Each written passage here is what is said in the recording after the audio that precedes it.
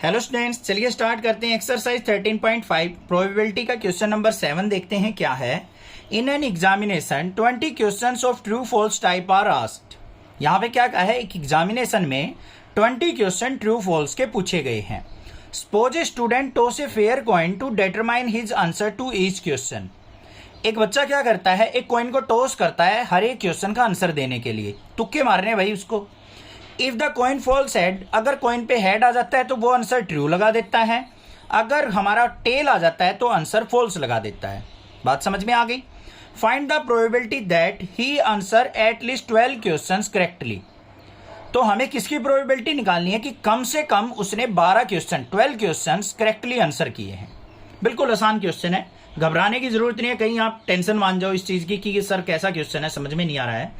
हमें बस दो केस लेके चलने हैं, क्या ट्रू की और फॉल्स की। प्रोबेबिलिटी क्या होगी, यहां पे क्या लिखेंगे, प्रोबेबिलिटी ऑफ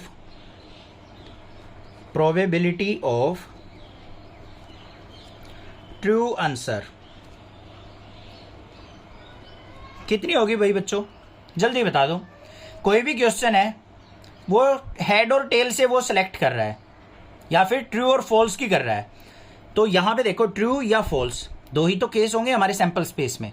तो ट्रू की क्या होगी 1/2 प्रोबेबिलिटी।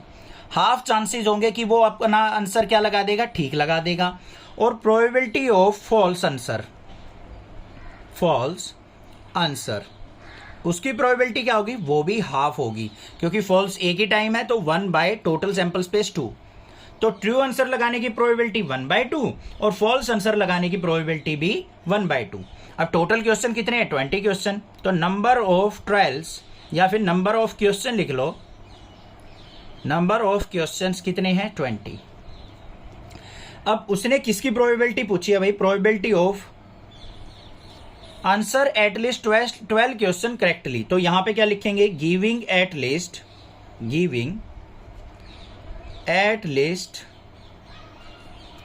12 answer correctly.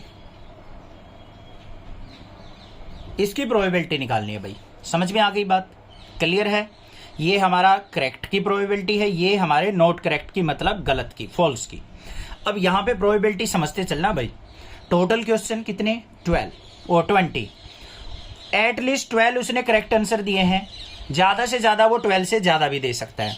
तो 12C12 और 20C12 मतलब 20 में से 12 के उसने करेक्ट आंसर दिए। तो हमारे पास क्या आ जाएगा भाई, फॉल्स कितनों के देगा, 8 के। ध्यान से समझो, अगर 20 क्वेश्चंस में से 12 आपने करेक्ट आंसर दे दिए तो आपके गलत कितने होंगे, 8 क्वेश्चन। और गलत की, रॉन्ग की, फॉल्स की प्रोबेबिलिटी क्या है, 1/2 इसकी पावर 8। और ट्रू कितने दिए हैं, 1/2 की पावर 12। ये होगी या नहीं होगी। दूसरा केस क्या हो सकता है, 20 क्वेश्चंस में से उसने 13 क्वेश्चंस के आंसर दिए भाई। कितने क्वेश्चंस के आंसर दिए, 13 के करेक्ट। तो हमारे पास करेक्ट की प्रोबेबिलिटी क्या है, 1/2 की पावर क्या हो जाएगी यहां पे 13। और फॉल्स कितने के देगा वो, 7, तो 1/2 की पावर 7। फिर थर्ड केस क्या बन सकता है, 20C14। मान लो 20 में से 14 के वो करेक्ट आंसर दे दे, तो करेक्ट की प्रोबेबिलिटी क्या हो जाएगी यहां पे 1/2 की पावर 14। और फॉल्स की कितनी हो जाएगी, 1/2 की पावर 6। 14 करेक्ट देगा तो 6 वो फॉल्स देगा, ऐसे चलती चली जाएगी।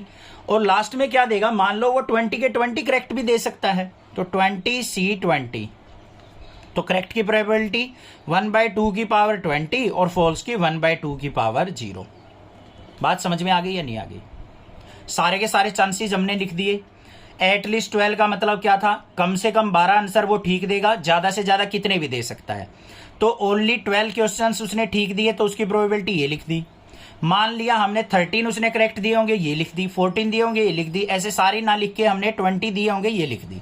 इसमें से कॉमन देख लो भाई क्या आ रहा है, 1/2 की पावर 12 मिनिमम यही है, यही कॉमन आ गया। 1/2 की पावर 12 आ रहा है ना भाई, नहीं 1/2 की पावर 20 कॉमन आ सकता है। ये भी 8 और 12 क्या हो गया, 20।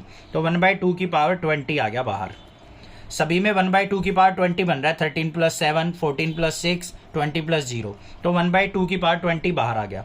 बचा गया यहाँ पे 20C12 प्लस में यहाँ पे क्या बचा 20C13 प्लस में 20C14, इस तरीके से चलता चला जाएगा और 20C20 ये हमारे पास बच गया।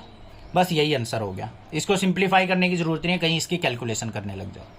ये था क्वेश्चन, समझ में आ गई बात, क्लियर है, कोई दिक्कत नहीं होनी चाहिए। कोई भी प्रॉब्लम लगे आप मुझसे पूछ सकते हैं, अदरवाइज चैनल को सब्सक्राइब कीजिए, लाइक कीजिए और शेयर जरूर कीजिए। Thank you students for watching next classes video.